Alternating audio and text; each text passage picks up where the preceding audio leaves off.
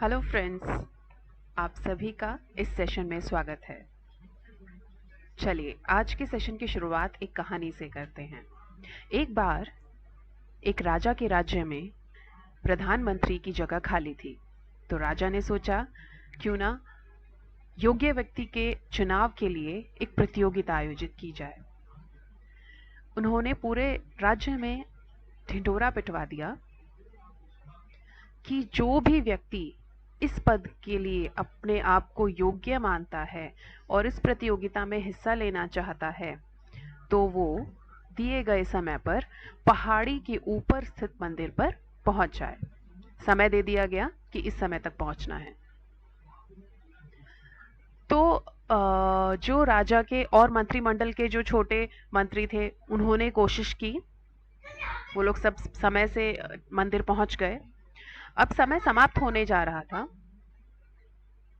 हो ही गया था समझो। तभी एक नौजवान युवक वहां पहुंचता है मंदिर में, और बहुत ही फटे पुराने गंदे से भेस में, ऐसा लग रहा होता है जैसे अभी के अभी कुछ करके आ रहा है, लाइक मजदूरी करके या कुछ। तो गरीब युवक था, पहुंचा वहां पर। तो वहां पर दरबारियों ने उसे अंदर नहीं जाने दिया कि अब समय समाप्त हो गया है। पर जब राजा ने देखा कि कुछ शोर हो रहा है, तो राजा ने बुलवाया। तो राजा ने कहा ठीक है, हम इसको मौका देते हैं। तो राजा ने सबसे पहले पूछा कि तुम्हारी ये सब हालत कैसे है। तो उसने बोला कि महाराज, जब मैं निकला तो समय से ही था यहाँ पहुंचने के लिए, किंतु पहाड़ी में जगह जगह पर, रास्ते में जगह जगह पर कांटे, बड़े बड़े पत्थर, छोटे छोटे कंकड़, नुकीले पत्थर, ये सब बिखरे हुए थे। तो अगर मैं ये सोचता कि मुझे सीधे मंदिर पहुंचना है, मैं प्रतियोगिता में हिस्सा नहीं ले पाऊंगा, तो शायद मैं भी समय से पहुंच जाता।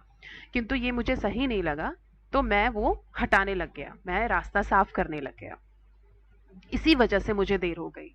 और यदि आपको लगता है कि मैं प्रतियोगिता में हिस्सा लेने के लिए एलिजिबल नहीं हूं, तो मैं कोई बात नहीं, मैं मंदिर में दर्शन करके वापस गांव चला जाऊंगा। तो राजा ने कहा नहीं नहीं। फिर राजा ने उससे 3 सवाल पूछे। उसने बहुत ही आत्मविश्वास के साथ जवाब दिया। राजा ने इम्प्रेस होकर के उससे पूछा कि तुम कितने पढ़े लिखे हो। तो उसने बोला कि मैं बहुत ज़्यादा पढ़ा लिखा नहीं हूं, पर मुझे पढ़ने का शौक है, तो जब भी मुझे मौका मिलता है तो मैं पढ़ता। राजा बहुत ज़्यादा उससे इम्प्रेस हुए और उसे अपने राज्य का प्रधानमंत्री नियुक्त कर दिया। अब बाकी के मंत्री लोग सब हैरान कि ये कैसे हुआ। तब राजा ने ये भेद खोला कि वो जो रास्ते में पत्थर, कंकड़ और ये सब पड़े हुए थे, लाइक हर्डल्स जो भी क्रिएट किए गए थे, वो मैंने ही करवाए थे, जस्ट टू जज कि कौन उसको नोटिस करता है। आप लोगों के अंदर, आप लोग अपने सेल्फ में इतना ज्यादा वो थे, मतलब इतने सेल्फिश आप लोग थे कि आपको ये था कि बस मंदिर पहुंचना है। आप लोगों ने उससे बच बचा के निकल करके आप लोग मंदिर आ गए। ये भी चाहता तो आ सकता था, किंतु उसको लगा, इसने प्रेफरेंस किस चीज को दी कि नहीं, मेरे पीछे अगर कोई आएगा तो उसको नुकसान होगा, उसको परेशानी होगी। तो उसने इस चीज पर ध्यान दिया कि पहले मैं रास्ता साफ करूं, फिर मैं मंदिर जाऊंगा। तो यही योग्यता की परीक्षा मैंने रखी थी, यही मेरी युक्ति थी, और ये उसमें खरा उतरा और मैंने उसको प्रधानमंत्री बना दिया। तो कुछ समझे? इस स्टोरी में एक बहुत बड़ा मैसेज छुपा हुआ है। एक नहीं, इनफैक्ट 2 या 3 मैसेजेस भी आप ढूंढ सकते हैं, राइट? एक, आपका आत्मविश्वास। एक, आपकी डिसीजन मेकिंग, सही समय पर सही फैसला। जो आपको सही लगा, वो जो उस व्यक्ति को सही लगा वो उसने किया। नेक्स्ट, ऑब्स्टेकल्स को अपॉर्चुनिटीज में चेंज किया उसने। ऑब्स्टेकल से घबराया नहीं, ठीक है? उसने जो उसके रास्ते के कांटे थे, उन्हीं को ही उसने अपना मौका बना दिया और जीत गया। समझे? तो यही से हम शुरुआत करते हैं। That's why the name of this session is Time to Act. The future belongs to those who prepare for it, right? And I know कि फाइनल ईयर के स्टूडेंट्स को टेंशन हो जाती है जॉब्स की, कैसे होगा placement and all, resume, interviews, okay right. तो कुछ टिप्स डिस्कस करेंगे आज। First step, keep your self काम। अपने आप को शांत रखिए, घबराना नहीं है। इस चीज के लिए आप योगा, प्राणायाम, ब्रीदिंग एक्सरसाइज की हेल्प ले सकते हैं, बिकॉज जब आप शांत रहेंगे तभी आप अपने गोल पर फोकस कर पाएंगे। Prepare your resume properly. तो let me make few things clear कि रिज्यूमे, सीवी और बायोडाटा में क्या अंतर होता है। ठीक है, आप लोग जैसे फ्रेशर्स हैं तो फ्रेशर्स जो हैं वो अपना रिज्यूमे प्रिपेयर करते हैं, बिकॉज आप लोगों के पास एक्सपीरियंस नहीं है। After 4 5 6 years experience you make your CV, जिसमें आप अपना एक्सपीरियंस शो करते हैं। और जो लोग गवर्नमेंट एम्प्लॉयज आफ्टर रिटायरमेंट या हाईली एजुकेशनिस्ट जो होते हैं, जो जिनके पास काफ़ी ज़्यादा एक्सपीरियंस होता है, वो लोग अपना बायोडाटा प्रेजेंट करते हैं। ओके, हायर पोस्ट के लिए obviously. Prepare yourself for the interview. I will talk about resume and interview in a later slide in details. Never stop learning. सीखना कभी बंद मत कीजिए, हर स्टेप पे सीखिए। आप एक दिन में 4 लोगों से अलग अलग जगह पर सीख सकते हैं कि क्या करना है और क्या नहीं करना है। ठीक है, तो अपनी आंख, नाक, कान, अपने सेंसेस को खुला रखिए and never stop learning. Take obstacles as opportunities, जैसे कि हमने अभी स्टोरी में सुना कि हमेशा अपने ऑब्स्टिकल्स को अपॉर्चुनिटीज में बदलिए। Right, make reading a habit, important one. अगर आपको इंटरव्यू में अच्छे से प्रेजेंट करना है, अपने आप को अच्छे से आपको अपनी स्किल्स इंप्रूव करनी है, तो आपको रीडिंग हैबिट अपने अंदर डालनी पड़ेगी। एटलीस्ट 15, इनिशियली आप 15 मिनट पढ़िए डेली। आर्टिकल्स पढ़िए, अच्छे न्यूज़पेपर्स पढ़िए, अच्छी बुक्स पढ़िए apart from your course books obviously. ठीक है, बिकॉज रीडिंग से क्या होता है, बेशक आप हिंदी पढ़ें, इंग्लिश पढ़ें, any of the regional language, लेकिन आप अगर इसको हैबिट बनाते हैं तो आप रोज कुछ नए शब्द सीखते हैं। राइट, और उनसे आपकी वर्ड पावर बढ़ती है, आपकी वोकैबुलरी इंक्रीज होती है, एंड दैट्स वेरी इंपॉर्टेंट, जो आपकी कम्युनिकेशन स्किल्स को बढ़ाती है। ठीक है, तो ये बहुत ज़रूरी चीज़ है कि आप पढ़ें, रीडिंग एक हैबिट बनाएं।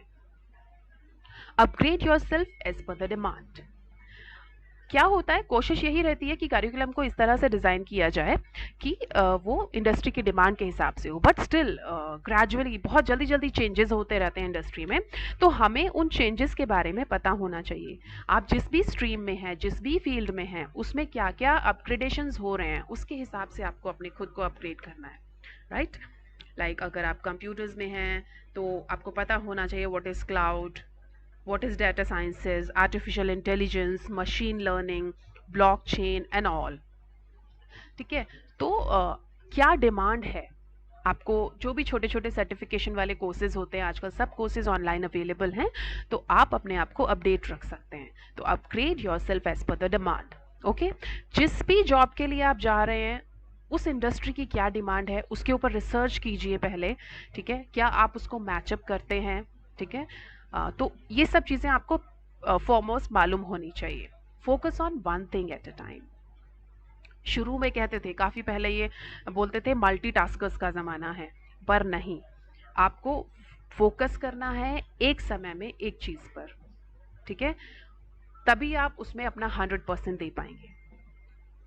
कीप इनोवेटिंग, कुछ नया करने की कोशिश कीजिए, सो दैट आप जब आप अपने इंटरव्यू के लिए जाएं तो आप ये दिखा सके कि आप दूसरों से किस तरह से अलग हैं। बिकॉज एक पूरा बैच निकल रहा है, लाइक आपके यहाँ कैंपस प्लेसमेंट के लिए कोई कंपनी आई है, सब लोगों का एक जैसा ऑलमोस्ट सीवी होगा ऑब्वियसली। ठीक है, तो आप में क्या अलग है, आपने क्या अलग है उन बाकी सब स्टूडेंट्स से, आप किस तरीके से अपने आप को अलग खड़ा पाते हैं। ठीक है, तो वो आपको क्यों सिलेक्ट करें। तो इसके लिए ज़रूरी है इनोवेशन। सोचिए, अलग सोचिए, कुछ अलग कीजिए, तभी आप भीड़ में अलग नजर आएंगे, कुछ गेन कर पाएंगे। Okay, now let's talk about interview. What matters in the interview, you know, it consists of your mind, your preparation, your attention, communication and body language, right? And when I am talking about mind, then इसमें आपका आ जाता है experience, आपकी knowledge, आपके ideas, आपकी skills और आपकी training, सभी कुछ, राइट? तो आप कितने तैयार हैं, आपका अब तक का जो लाइफ एक्सपीरियंस है, that is all about it. आपकी प्रेपरेशन कितनी है, कितनी तैयारी है, आपने कितना अटेंशन है, आप कितना अटेंशन ग्रैब कर सकते हैं, ठीक? आपकी कम्युनिकेशन स्किल्स कैसी हैं, आप किस तरह से अपनी बात को दूसरे तक पहुंचाते हैं, आप किस तरीके से अपने आप को प्रेजेंट करते हैं। बिकॉज ये एक तरह से आपका जो इंटरव्यू है या फिर आप कह लीजिए आपका रेज्यूमे है, ये सब मार्केटिंग टूल है। लाइक आप अपने आप को एक तरह से सेल कर रहे हैं कि वो कंपनी आपको रखे, तो क्यों रखे, तो आपको अपना बेस्ट दिखाना है, करेक्ट? तो यहीं पर सॉफ्ट स्किल्स काम आती हैं, राइट? आपकी बॉडी लैंग्वेज कैसी है, body language means non verbal communication. तो इसमें आपके पोस्चर्स, आपके जेस्चर्स आप किस तरीके से यूज़ कर रहे हैं, ठीक है, और कॉन्फिडेंस आपका कितना है, तो दैट इज़ ऑल अबाउट। तो इन सब ये एक कॉम्बिनेशन है, इन टिप्स को ध्यान रखिए, ठीक है, और उसी हिसाब से अपनी प्रेपरेशन कीजिए। What matters in resume, important tips, top quarter of your resume is in attention grabber, जो आपका फर्स्ट पार्ट होता है। बिकॉज आप देखेंगे जब भी कोई कंपनी प्लेसमेंट के लिए आती है तो lots of students are there, ठीक है। अब टाइम उनके पास कम होता है, तो किस तरीके से शॉर्टलिस्ट करते हैं, उनके पास इतना टाइम नहीं होता कि वो पूरी कहानी पढ़ेंगे, ठीक है। एक तो बुलेट्स में आपके पॉइंट्स होने चाहिए, और फर्स्ट जो आपका फर्स्ट क्वार्टर जो होता है उसको आपको इंपॉर्टेंटली मेंशन करना है, आपकी स्किल्स को और क्या आपकी एक्स्ट्रा क्वालिटीज़ हैं उन चीज़ को, ठीक है, क्या उस कंपनी की डिमांड है और आप कितना मैच कर पाते हैं, वो सब चीज़ें मेंशन कीजिए, सो दैट वो फर्स्ट क्वार्टर पढ़कर के ये आपको शॉर्टलिस्ट कर ले। Draft a short but compelling introduction, बहुत डिटेल में जाने की ज़रूरत नहीं है, पूरी कहानी सुनाने की ज़रूरत नहीं है। आप इंट्रोडक्शन में जो जितना इंपॉर्टेंट है उतना आप अपना इंट्रो दीजिए। Mention your skills and abilities which are relevant. Relevant means आप पहले जॉब, जो भी जॉब के लिए आप रिसर्च कर रहे हैं, आपको पता होना चाहिए कि उनकी क्या डिमांड है, उनको क्या चाहिए, उसी हिसाब से आप उससे मैच होती हुई स्किल्स और एबिलिटीज को मेंशन कीजिए सीवी में। Put a second page header with your name and contact details. As you all know कि रिज्यूमे जब भी बनाते हैं तो आप फर्स्ट पेज हुआ, कोशिश करेंगे कि एक ही पेज पर हो। अगर आपका दूसरा पेज जाता है तो बैक साइड में नहीं लेते हैं, नेक्स्ट पेज आप लेते हैं, तो उस पर आप अपना एक हेडर बना लेंगे जिसमें आपका नेम और कॉन्टैक्ट डिटेल्स हो, बिकॉज इतने सारे रिज्यूमेज होते हैं, मिक्सअप ना हो जाए, तो that's why. Last but not the least, proof read it. Proof reading बहुत ज़रूरी है एरर्स को हटाने के लिए, एलिमिनेट करने के लिए, ठीक है। तो एक बार जब आपका फाइनल रिज्यूमे प्रिपेयर हो जाए तो उसको प्रूफ रीड जरूर कीजिए, खुद कीजिए या किसी से कराइए। एक और स्टोरी है हमारे पास किंग और सीड्स की। एक राजा था, ठीक है, उसको अपने एम्प्लॉयज में से सिलेक्ट करना था, तो उसने उनको कुछ सीड्स दिए और कहा एक हफ्ते बाद मेरे पास आना। सबने जर्मिनेट किए, ठीक है, फिर एक हफ्ते के बाद सभी अपने अपने पॉट्स लेकर के आ गए। सभी के पास पॉट्स में प्लांट्स थे सिवाय एक के, ठीक है। तो उससे पूछा कि क्या हुआ, तो उसने बोला कि मेरे तो सीड्स जर्मिनेट ही नहीं हुए। राजा खुश हो गया और उसे इनाम दिया। अब बाकी लोगों ने सोचा ये क्या हुआ, तो हुआ क्या था कि वो ईमानदार था, वो सीड्स जर्मिनेट होने ही नहीं थे, वो खराब बीज थे। बाकी लोगों ने क्या किया, ये सोच करके कि हमारे रही हुए, उन्होंने इधर उधर से प्लांट्स लगा दिए सिर्फ दिखाने के लिए कि हमने मेहनत की, जबकि उसने ईमानदारी दिखाई। तो आई होप कि आप समझ रहे हैं कि इसमें भी क्या मैसेज है, right? No one starts on top, you have to work your way up. कोई भी ऊपर से शुरुआत नहीं करता है, स्टेप बाय स्टेप हम आगे बढ़ते हैं, राइट? तो उसी के लिए आपको मेहनत करनी है। पहला स्टेप ही थोड़ा डिफिकल्ट होता है, उसके बाद धीरे धीरे धीरे जब हम ट्यून्ड हो जाते हैं तो it becomes easy for us. Failure is success if we learn from it. असफलता भी एक सफलता ही है अगर हम उससे कुछ सीखें, right? Stay happy and stay motivated. I hope ये सेशन आपके काम आएगा। Thank you so much.